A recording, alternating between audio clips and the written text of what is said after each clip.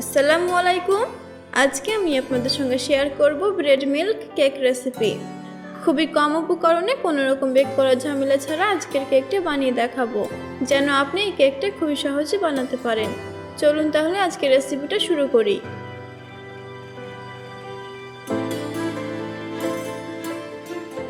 এখানে আমি কিছু ব্রেড নিয়েছি। ব্লেন্ডিং করার সুবিধার্থে একটা ছুরির সাহায্যে ব্রেডগুলো ছোট টুকরো করে নিব। সব মিলিয়ে 12টা ব্রেড স্লাইস নিয়েছি। এটাকে ব্লেন্ডারের মধ্যে দিয়ে ব্লেন্ড করে ব্রেড ক্রাম্ব করে নিব।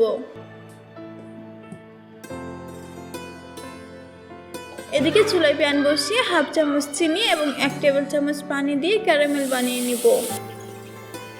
চিনিটা যখন গলতে শুরু করবে এই পর্যায়ে চুলার আঁচ লোতে করে দিব। এটাকে অনবরত নাড়তে হবে, না হলে ক্যারামেলটা পুড়ে যাবে এবং এটা খেতে তিতা লাগবে। ক্যারামেলের মধ্যে পছন্দ মতো কালার চলে আসলে এর মধ্যে অ্যাড করছি হাফ কাপ তরল দুধ। দুধটা দেওয়ার পরে ক্যারামেলটা কিছুটা জমে যাবে, তবে কিছুক্ষণ পরে এটা ঠিক হয়ে যাবে। এটাকে প্রায় 3 মিনিট ফুটিয়ে নামিয়ে রাখবো। প্যানটা একটু পরিষ্কার করে নিয়ে আবার চুলায় বসিয়ে দিয়েছি। প্যানের মধ্যে 1 টেবিল চামচ ঘি দিয়ে দিব, তবে আপনার কাছে ঘি না থাকলে আপনি বাটার ইউজ করতে পারেন।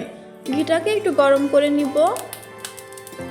আমি যে ব্রেড ক্রাম্বগুলো তৈরি করেছিলাম সেটা দেখতে কিছুটা এরকম হয়েছে।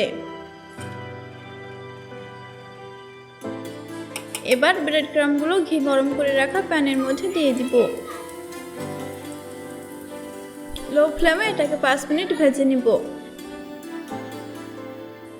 ব্রেড ক্রাম্বের মধ্যে যখন একটু ব্রাউন কালার চলে আসবে ঠিক এই পর্যায়ে অ্যাড করছি 1/4 কাপ গুঁড়ো দুধ। গুঁড়ো দুধটা দেওয়ার পরে 30 সেকেন্ড নেড়ে চেড়ে ক্যারামেল এবং দুধের মিশ্রণটা দিয়ে দিব।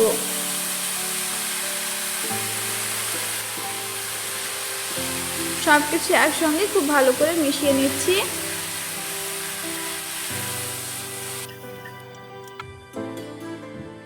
এদিকে একটা কেক টিনের মধ্যে অল্প একটু তেল ব্রাশ করে নিচ্ছি।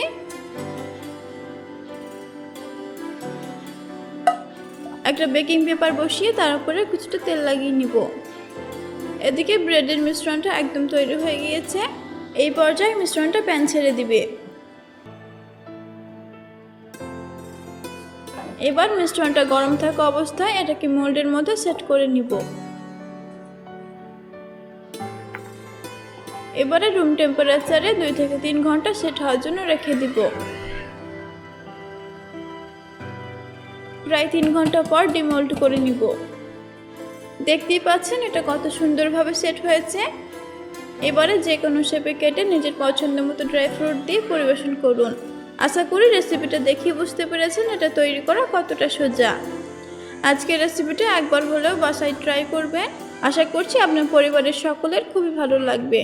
আমার রেসিপিগুলো যদি ভালো লেগে থাকে তাহলে অবশ্যই চ্যানেলটি সাবস্ক্রাইব করে সঙ্গে থাকবেন। আজকে এ পর্যন্তই। সবাই ভালো থাকবেন, সুস্থ থাকবেন এবং দেশি রাঁধুনির সঙ্গে থাকবেন। আল্লাহ হাফেজ।